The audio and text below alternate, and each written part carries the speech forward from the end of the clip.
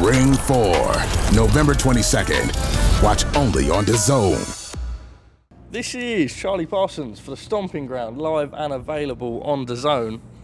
Eduardinho, what's going on, geez? I'm alright, bit tired, got to be honest with you. I noticed that at a press conference. You ain't got your usual swagger, mate. I'm trying to, yeah. Hate to see it. I reckon old age is getting to you, mate. Do you know what? I'll be honest with you, I'm feeling a little bit older right now. Oh no, you're I washed. just saw a picture of me from the presser. Didn't look the best. Not looking good, bruv. No. I made an error. Be interested to get everybody's take on this. So what I thought was, because I'm really, 10% club, the recovery, really working on that at the moment. So I thought, let's fly to Dubai yesterday. We land at Dubai at midnight, right? What I'm going to do is, I'm going to leave the airport, I'm going to get a hotel nearby, get myself to sleep, and then I'm going to leave, because these things don't start till later in the day, right? Then I'm going to leave at 11 a.m. from Dubai, and then I'm going to land in Riyadh at about 12:30. Lovely. Bit of lunch, chill out, presser at night. Well, I got to Dubai, obviously with the time zone, couldn't sleep. I went to sleep at 6 o'clock in the morning, and I woke up at 8:20, right?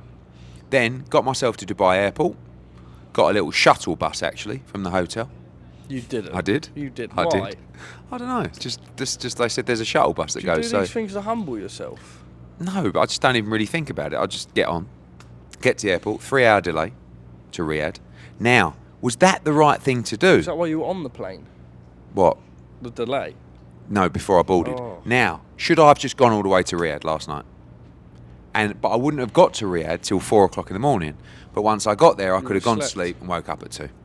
So I messed up, and I'm paying the price for it. 2 hours sleep, and I will sleep like a baby tonight. Do you think you've hit unk status? Unk? Yeah. Unk status? Yeah. Like, are you washed? I mean, I'm definitely not washed. You know I'm not washed. Are you unk? I'm coming off the back of probably one of the best weeks of Matchroom Boxing's recent history. And, now we've got... actually, fuck you, Parsons. Am I washed? Am I unk? I'm just coming off 65,000 at Tottenham Hotspur and one of the biggest wins of all time, where Conor Benn schooled and beat up Eubank Jr.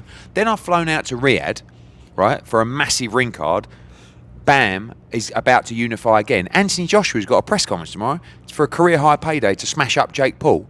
Then we're going back for Ben Whittaker's debut with Matchroom next week. Then we've got Monaco. Then we've got Stockton. Then we've got Ghana. And the day before Ghana, AJ's going to piece up Jake Paul in about 30 seconds.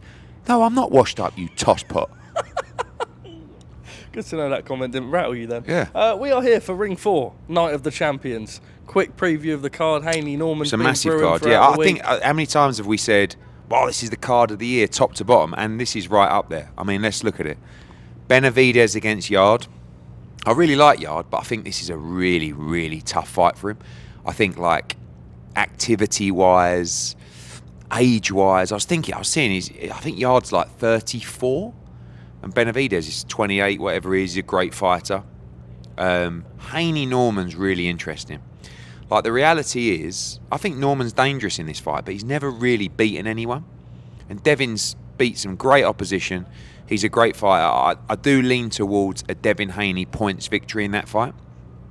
Bam against Puma, great fight. Great fight. It's the perfect style. Puma's head's gone. I mean, he's like absolutely... I don't know what he's doing, but it's probably the worst thing he can do is to be like that in a fight against Bam. Noakes against Abdullah Mason. Love it. Love it. Really interesting, that fight.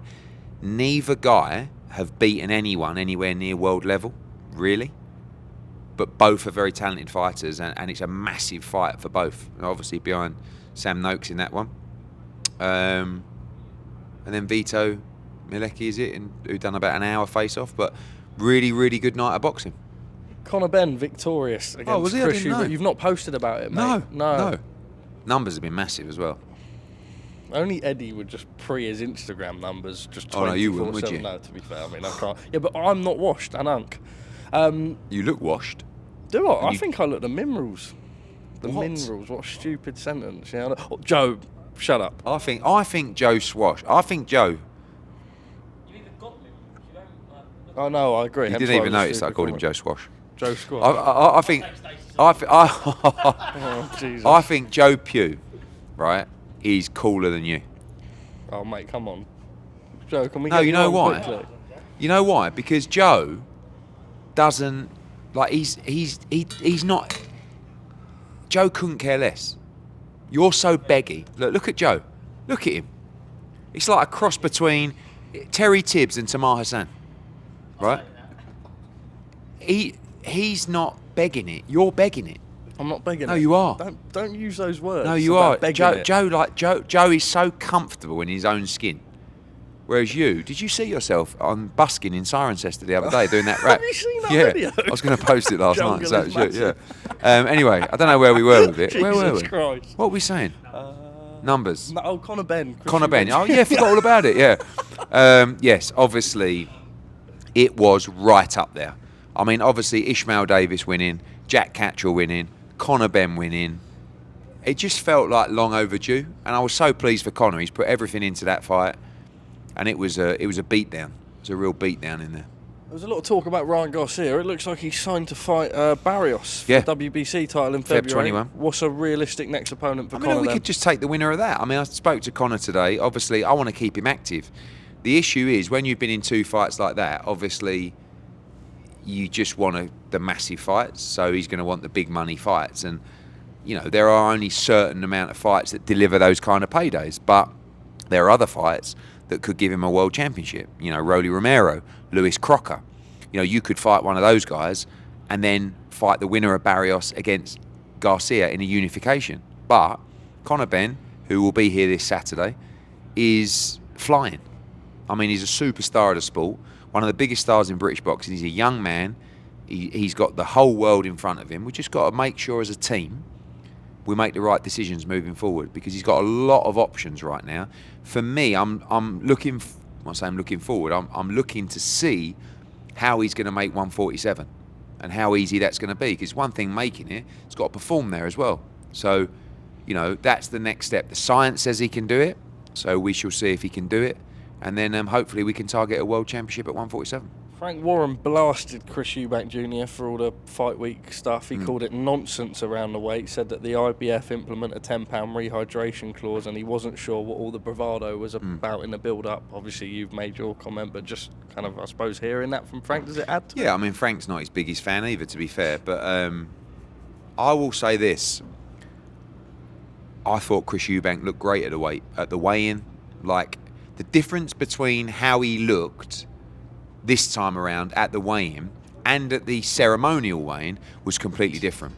I thought he looked much healthier this time around. I just think that first fight just took it. I think Conor was right. I took your soul that night.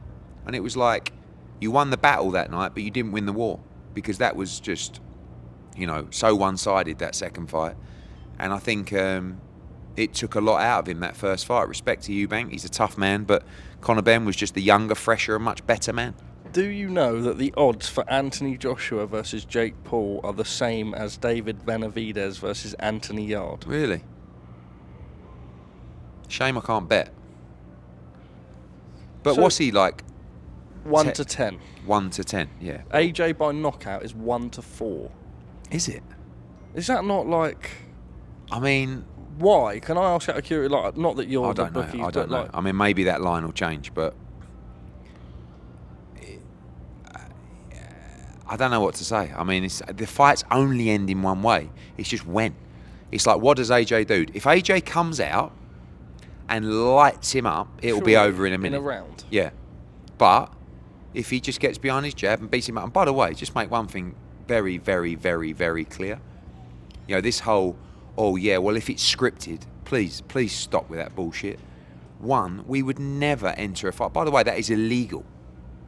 This is a professional sanctioned contest. It's So not was an Jake exhibition. Paul, Mike Tyson, though, and people were saying Mike Tyson No, it was wasn't. holding No, his no, punches. no. And But secondly, what was the rules of that fight? went on box rec as a professional But bout. was it 10-ounce gloves?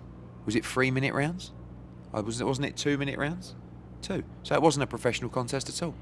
What are you talking about? No, I'm Parsons? saying it was logged as a professional bout. No, but it wasn't under Queensberry rules. I mean, the reality is, and by the way, I don't believe for a second that fight was.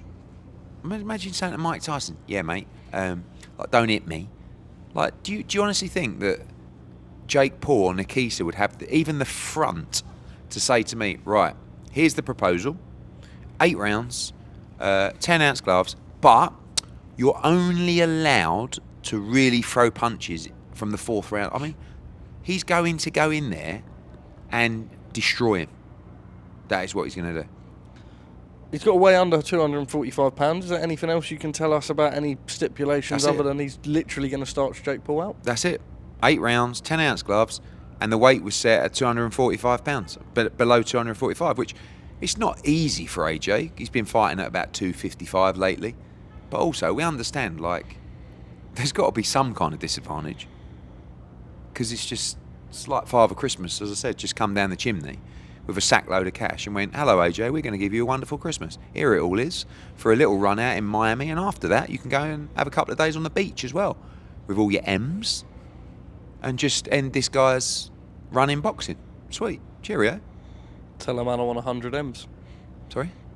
Don't worry. Okay. People saying that it ruins legacy. People, look, you're never going to be able to keep everybody happy. You can't take away an Olympic gold medal, and you can't take away 2 world heavyweight championships. All I say to people is, we know what our plans are for 2026, and that looks like February in Riyadh, and then hopefully, if His Excellency can deliver, Tyson Fury. Right? Now, what would you do? We were going to have an 8-round fight. This is the best way to put it into perspective. We were going to have an 8-round fight. I'll say it, there's a few guys. I'll call one of them. A guy called Cassius Chaney. Right? Decent fighter. And we were going to fight him this weekend. He must be gutted. Or, yeah, he will, but he'll get another shot. Or in December. Right? We're now fighting Jake Paul. I mean, let's call it 50 times more money. Like, what? We received an offer, we obliged. You can't turn down money like that, an opportunity like that. And by the way, away from the money and the ease of the fight, we're coming out mega. You know, like what this is going to do for AJ in America as well. Like, this is going to be huge profile, this fight. There's been a lot of talk online, because obviously Jake Paul's named first on the poster. Mhm. Why? Because that's how they wanted it. Who cares? Who cares? So, my understanding is that he pushed to ring walk second in the Dubois fight. Who? AJ. No. Even though Dubois was champion. It was more like that was the night, the star, you know, was AJ going into that fight. So is Jake Paul the biggest star? I would say in America, yeah. Really? Yeah. Bigger? In America. Even in a boxing perspective? No, I mean, in terms of achievements, don't be silly. No, but the reality is, Parsons, this is how it works. Unless you're some kind of div, right, with a massive ego, and you just want to balls a deal up, when Jake Paul phones you up and says, we're going to give you tens and tens and tens and to fight us, and by the way, it's Jake versus Joshua, do you really think we're going to turn around and go, oh, no, it's got to be Joshua against Jake? Who gives a flying fuck? Who's where on the poster? The deal's right, take the money, knock him spark out, move on. That's it. Oh, I want to walk first. Oh no, shut up. There's too many fighters do this. Does my nutting. Is AJ going to walk first? Yes. Who cares? Mad.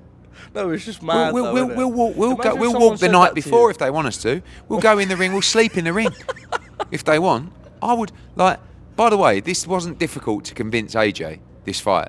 But if he said no to this fight, I would go to see him and I would beg him. Try and just get him in the car and drive him to the fight. Like, you can't turn this down.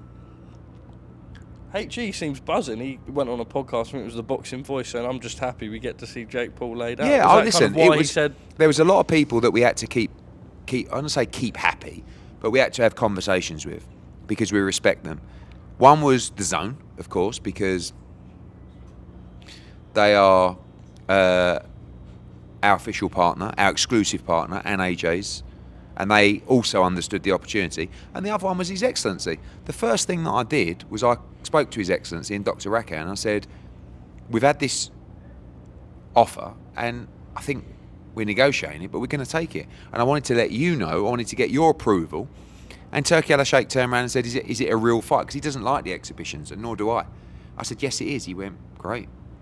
because we've got plans with him in February and September. And he knows that once AJ smashes up Jake Paul, he's going to come out the other side much bigger, which is going to make his shows with AJ bigger next year. It's just unbelievable all round. It's one of the great bits of business.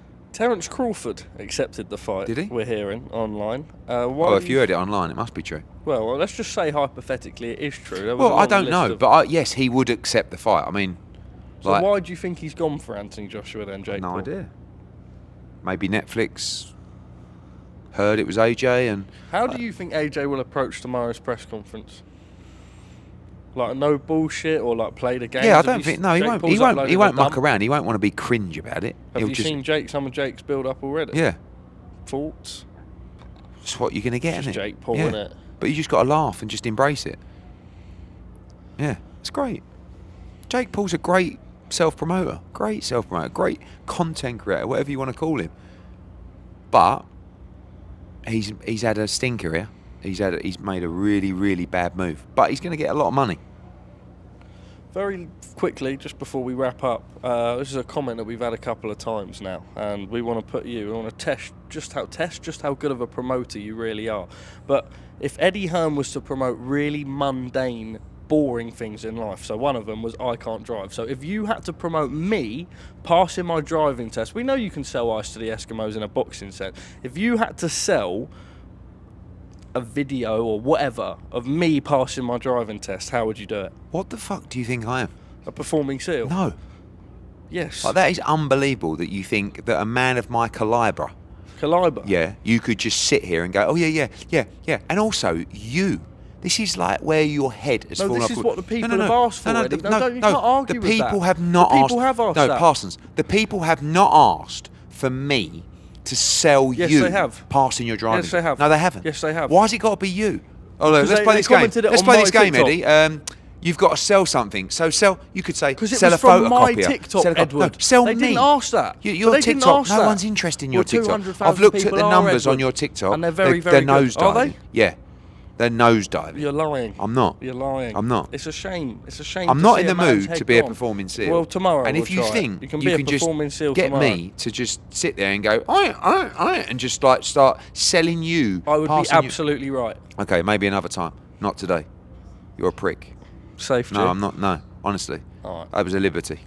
Cheers, geese. The Ring 4, November 22nd. Watch only on DAZN.